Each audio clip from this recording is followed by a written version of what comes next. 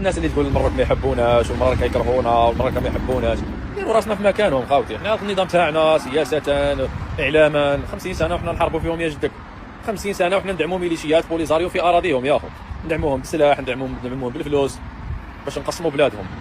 وتجي في الاخر انت تقول لي بلي المراكي ما يحبك. كيفاه يحبك؟ كيفاه؟ قول لي كيفاه يحبك؟ كيفاه يحبك وانت حاب تقسم له بلاده يا اخو؟ معليش حنا كاش واحد يحكي على يقول الله من هذا منكر يدوه للحراس. حنا يا عمي تبغوا شفنا حلول كيفاه ما يبقاوش نديروا طوابع، كيفاه ما يبقاش عندنا قسمه غاز، ما بقاوش حنا مقابلين المروك يقولوا لهم مطبعين يهود صهاينه. كيفاه تبغي واحد يحبك وتقول عليه صهيون ومطبع؟ الفلسطيني يجدك تقول له تحب المروك يقول لك نحب المراكه ونحب المروك، وحنا الجزائر قودنا حنا كاع. لا حنا ندعموا فرنسا ثاني مطبعه مع كيان، روسيا دارت خير في سوريا، روسيا ثاني دارت مصائب في العالم.